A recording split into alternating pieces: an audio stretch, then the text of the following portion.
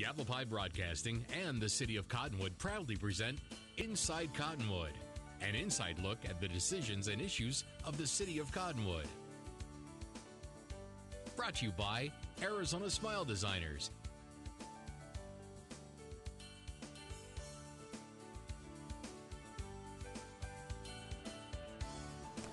Welcome to Inside Cottonwood. I'm Mayor Diane Jones, your host today, and we have with us a very distinguished guest, Representative Brenda Barton, who is District 4. Six, okay. District the numbers 6. Changed. They changed, and it's hard to keep up with them. We were always one before. It was easy. That's right. For everything. I think we're 4 in one and 6 in the other. There you go. So you're here today, and we're going to talk about that whiskeys for drinking, waters for fighting topic. Right. Because you have been going around the state from Yuma to Phoenix, Sierra Vista, now Prescott. Yes. And you have a Pike County talking about water. Exactly. And having hearings about water. True. So can you share a little bit of background on why you're doing this? Sure. The hearings are official legislative hearings. We've had 4 of the representatives from the House of Representatives, and we've been going to 5 different communities. We have one more community to go, which will be the 12th of July in Payson. That will be the final meeting. We were in Flagstaff and Sierra Vista and Prescott and Yuma as well. So which day did you say, the 4th of July? 12th of the July. 12th of July. Right. You'll be in Payson. Exactly. At the City Hall. 10 a.m.? 10 to 1. Okay. We tried to have all of them at the City Hall complex so folks can find that relatively easy. All of them are from 10 to 1. Okay. Right. It open to the public, and really that's who we want to hear from. The folks that live in these neighborhoods and in these different regions. We really are interested in listening to their concept of their water situations, what they believe the problems are or what they know the problems are. So they can also provide us with solutions for their area instead of the heavy hand of government coming in and saying you have to do it this way or that way. We can really set it up so that the different regions and the different communities can be part and parcel to solutions. So what we're really talking about here, as I understand it, is this is Arizona, and it's a desert. Right. A lot of it's desert, high desert, and we have the high country, but we have a wide range of all the elevations. All the elevations, right. But one thing that the Southwest has issues with is water. Sure. So as we grow in Arizona, we have issues with, well, we haven't had issues because we have the Central Arizona Project, right. But now we're talking about future issues Sure. for our children and grandchildren. Absolutely. And as the world's population grows and more people move to the area right. for whatever reason, whether it's to retire, have their families, we need a safe, secure water supply for people. Absolutely. So you're going around the state just asking people, about their concerns over this exactly. issue. Absolutely.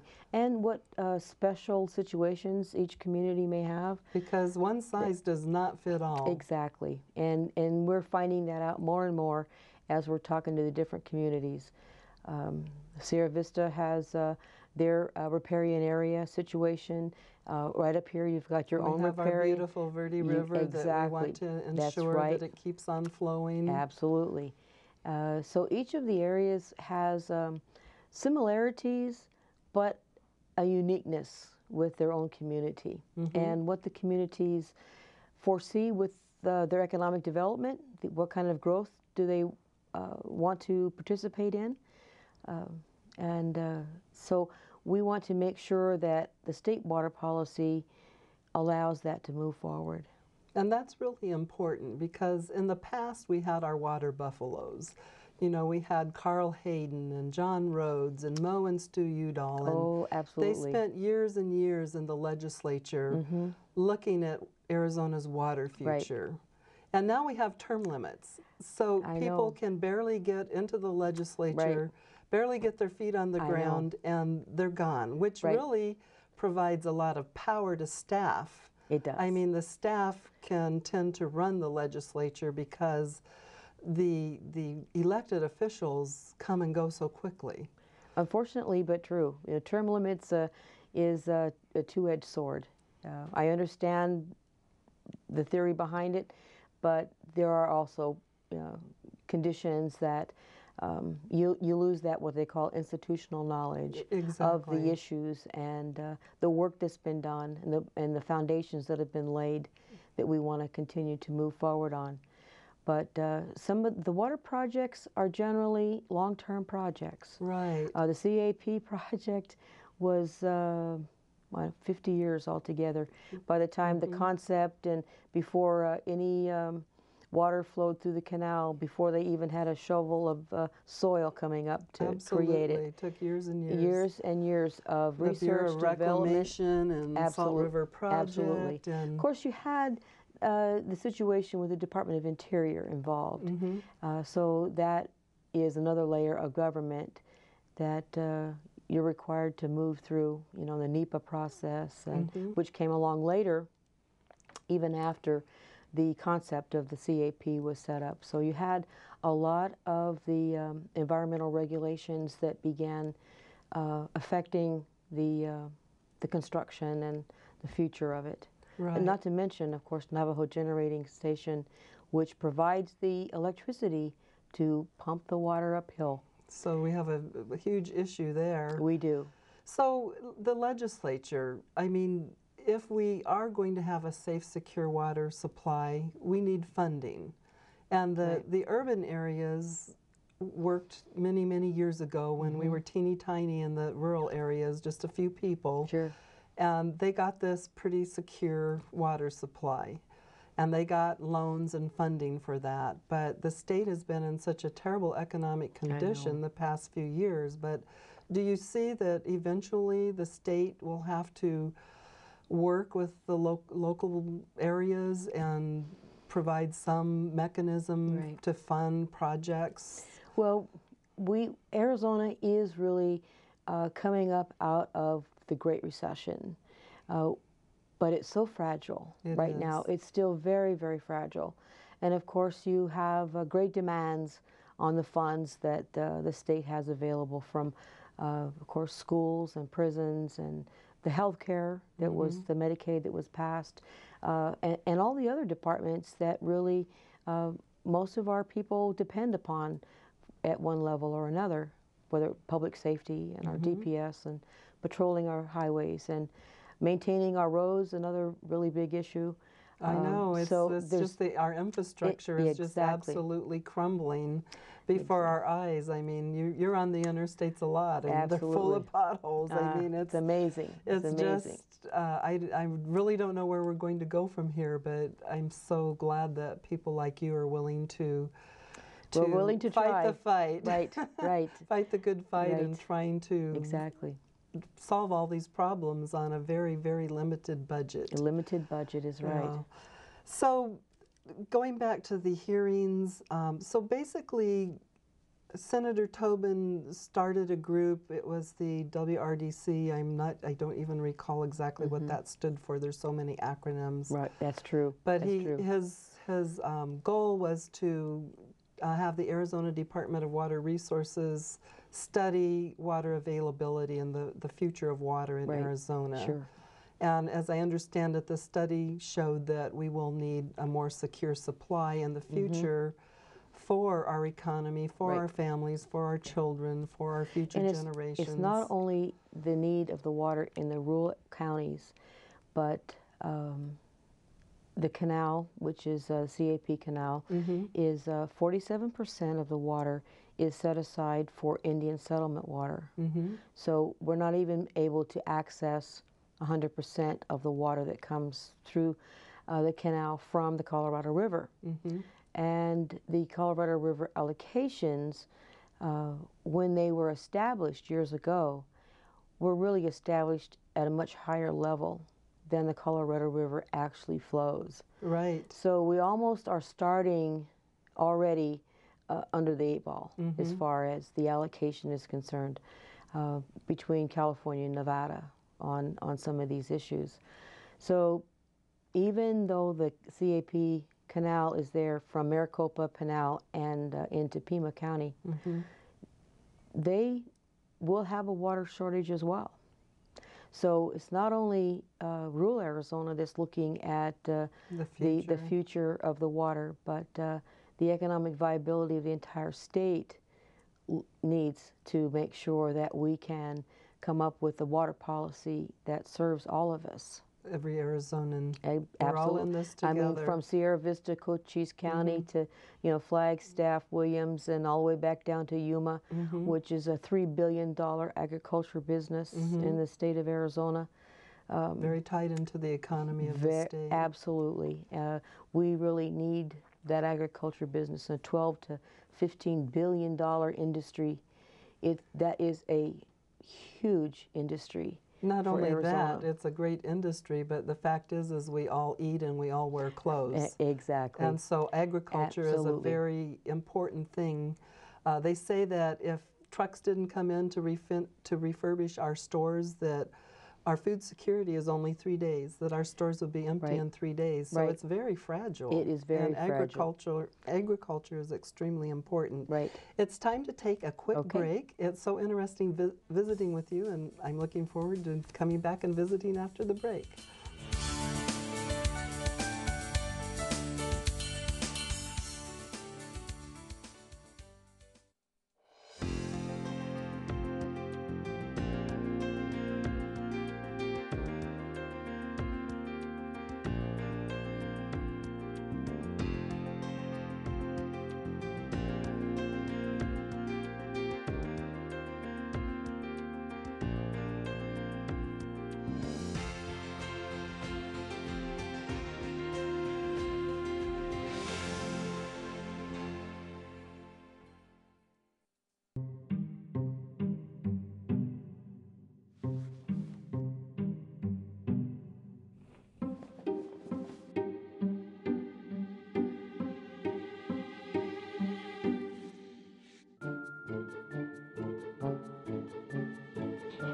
The smallest moments can have the biggest impact on a child's life.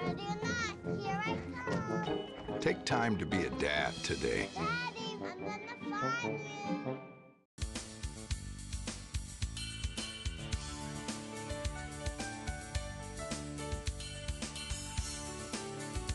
Welcome back to Inside Cottonwood. I'm Diane Jones, your host, and I'm talking with Representative Brenda Barton today.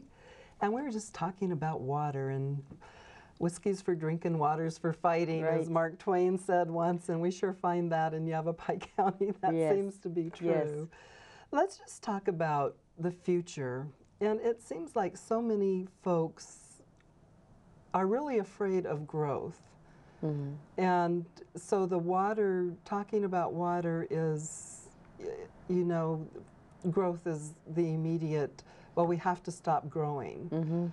And I haven't, I call myself a mayor for people and nature. I love the Verde River, and we want to protect our resources, the San Pedro, the Verde. Absolutely. We want to be sure that we do that. But we also want to be sure that we have water for people. And so that's kind of our discussion today, is how do we have a future safe, secure water supply for people and keep our natural resources. And there's all the issues about, well, we don't want growth, but then there's the issues with private property rights, and it's so complicated. And so you're kind of, I'm sure you're hearing the whole spectrum of these issues. Yes, exactly. And a lot of it is tied up with growth, and people are very fearful of growth happening because they don't feel that there's enough water for that. Sure. In some of these meetings, we've heard, as you said, a full spectrum of ideas and challenges and situations, some of which actually includes our forest. Our forest is a big player in the watershed. Right, and that's the reason that the forests were created, was for watershed protection. For watershed protection. A healthy forest provides healthy habitat for the animals, including endangered species, and our elk herds and all of that sort of thing, as well as maintaining a good flow of oxygen, you know, into cleaning the air. So water and air very tied to a healthy forest. As part of the ecosystem, we humans, we are part of the ecosystem, you know.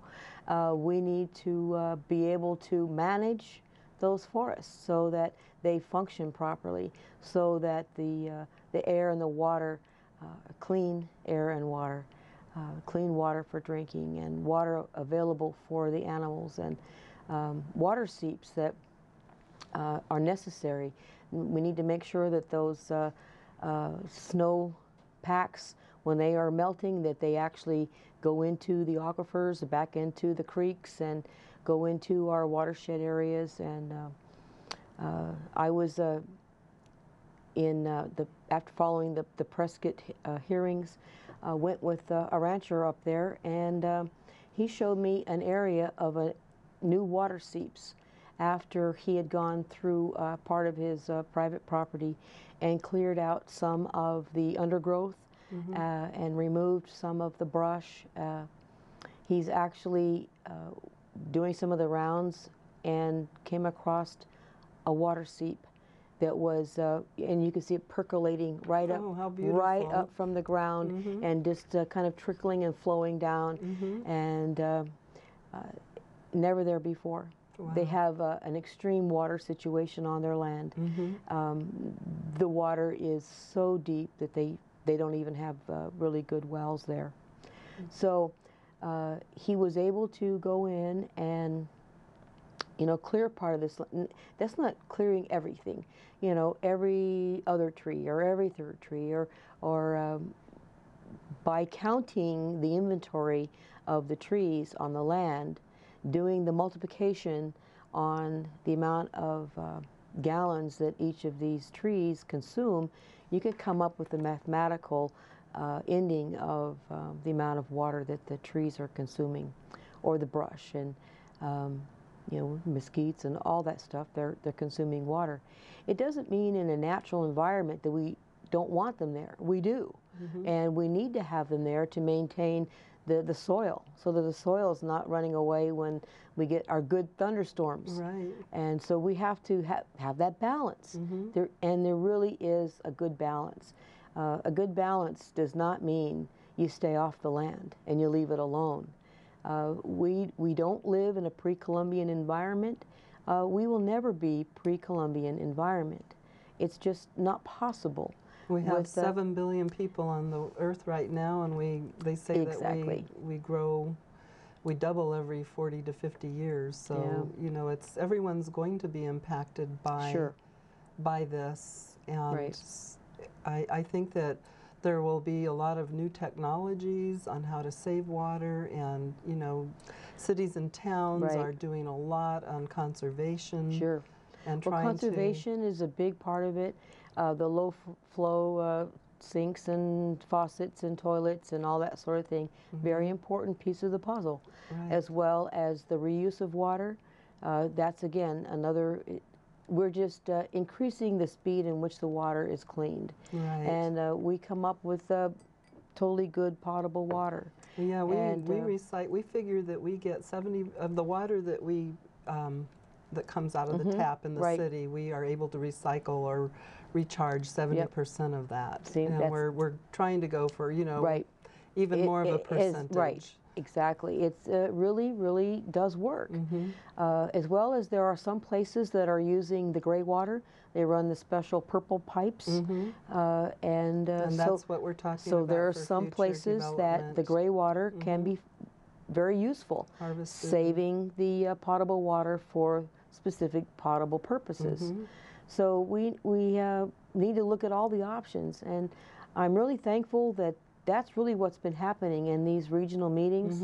The communities have all mentioned many of those topics, and it's really a pleasure. People are wanting to be responsible. They are for really their water wanting supply. to be responsible. Yes. They understand that the water is critical for economic development and growth and maintenance and maintaining the population we have. We have to be forward-looking. Right, maintaining our streams and sure, keeping our absolutely. rivers and our seeps and everything absolutely running is that's very important to river communities. Sure. And of course, the Verde River provides, what is it, 40-some% of water for the Phoenix area in good years, they say. Right, you know, right. It's a huge provider of water Sure. to Phoenix. Right. Right. So it's very important to them as well as the riverside communities. Exactly. It is. For recreation and sure. the animals. There's nothing as like you going said. down and having a picnic and, Right. you know, sitting around the creek. Or, taking your boat in. Yeah, or, that's absolutely. Yeah. So it is time already for another break, Okay. and we'll be right back. Thank you.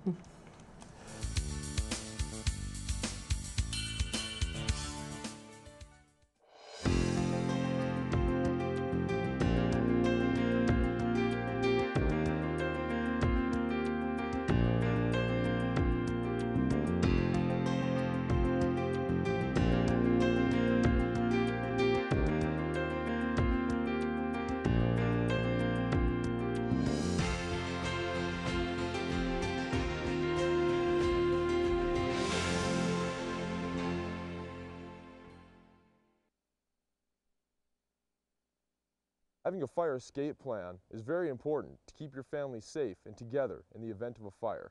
When you awake to the sound of a smoke detector and smoke in your room, don't stand straight up. Carefully roll off your bed and stay low under the smoke. If your door is shut, feel the door with the back of your hand. Slowly open the door if no heat is felt. Always stay low until you get to the outside of your home. Always have 2 ways out of your house and a specified meeting place somewhere outside your home. Home escape plans should be drawn up and rehearsed on a regular basis. This could be the difference between life and death if caught in a fire.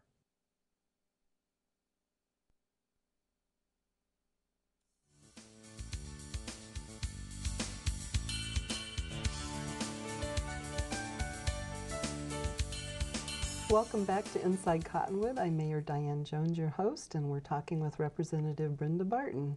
We've been talking about water and rivers Sure. and people and all the things that we've got to Well, they're all connected. all connected All and connected. provide some kind of balance to in public Yes, policy. absolutely. And Yep, do no harm. exactly.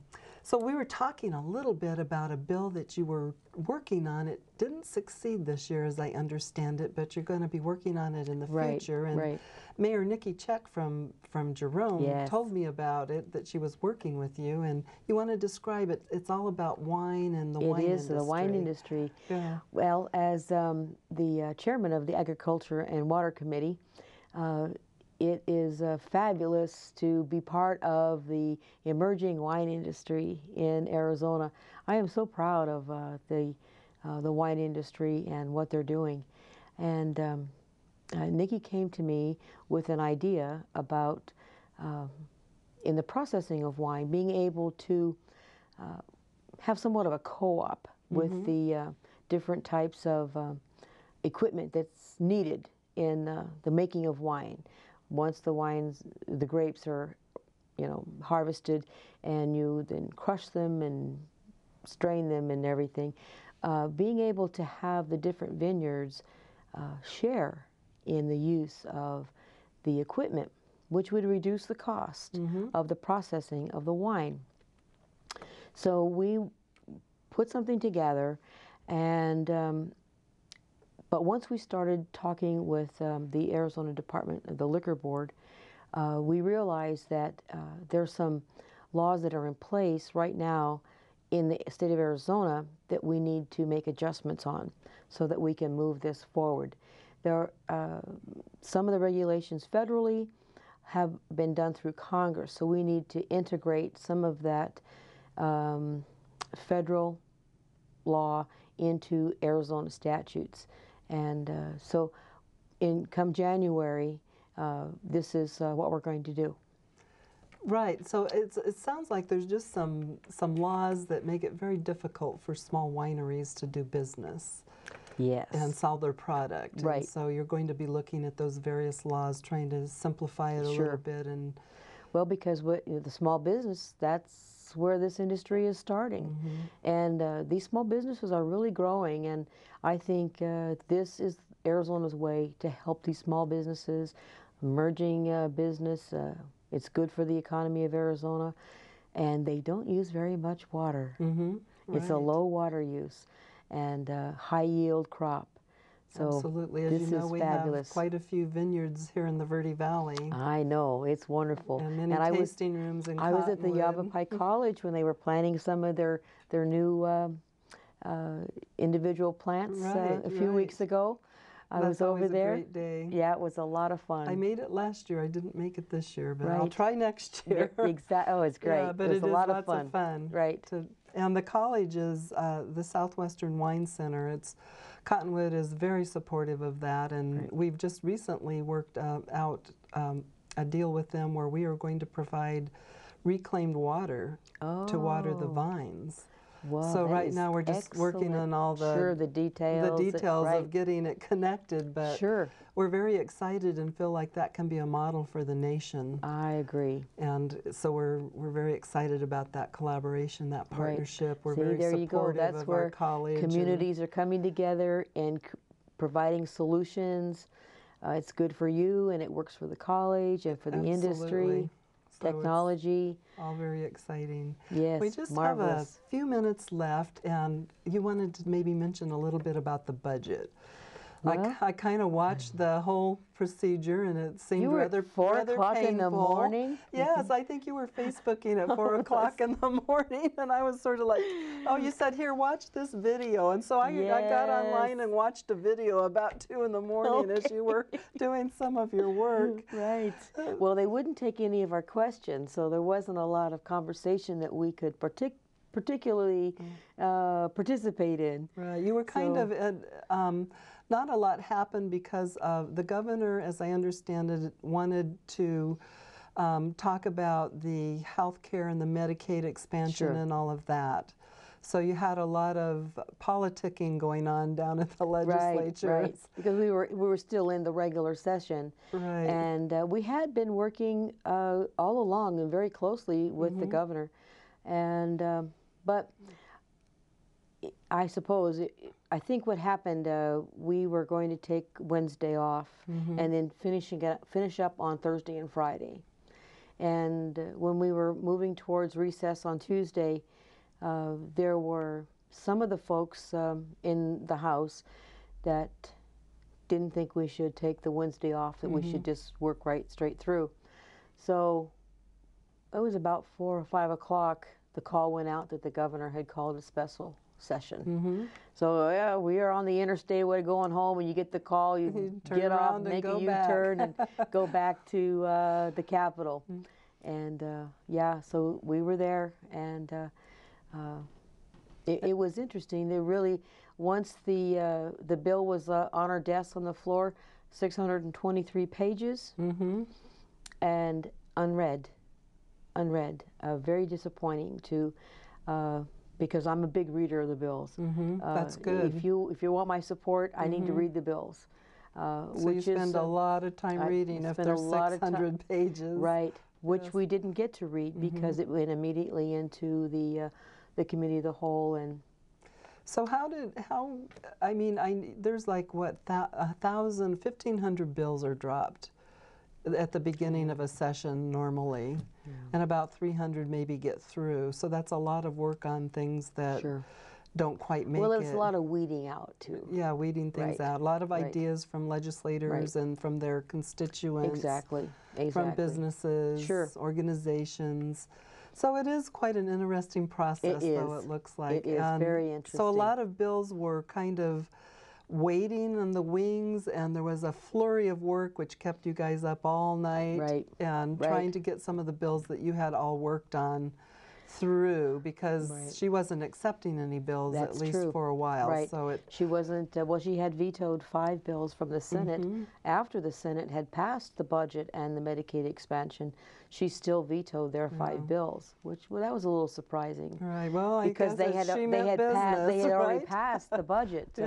And so we had bills in the House that we held pending the completion of the budget passage and everything. So once the Medicaid expansion and the budget was passed, then we began going through the other bills that we had been holding pending the completion of the budget cycle, and sent them on up there. And well, it sounds like a very exciting life. it's interesting. It is it very... keeps you busy. Right, So when right. do you sleep? Hardly at all this time of year, right? Right. I'm on the road right now a lot. Yes. Well, Right. certainly with this hearing with the water issue, Yes. you are Well, traveling a lot. and District 6 is so large. It's a very From the big Grand district. Canyon south to Williams, Flagstaff, Sedona, Cottonwood, all It's Verde huge. Valley, Payson, and then continuing east to Snowflake, Heber, and Overgard. It is a very large Right. district. But it is beautiful. It is. You have a And beautiful I district. tell you what, there's some fabulous people that live in this district. There too. are. We have good folks. Wonderful people. Well, thank you so much for being here today. I appreciate it. And I just appreciate you. I Facebooked you this morning, or last night, let's see, late at night. Right. And this morning at 7 you were saying okay. So Well, I was up because I had to drive You up had to go to Prescott, Prescott. For the hearing. and I kind of knew that Cottonwood was on your way home, and I Yeah. thought, well, maybe, you know, I'm doing TV interviews this afternoon. Maybe she'll I stop think it and was a visit good with idea. us. So thank you so much for being here and for Yes, your thank service you. to our citizens. Thank you. You're welcome. This is another episode of Inside Cottonwood, and we'll be back next week. Thank you.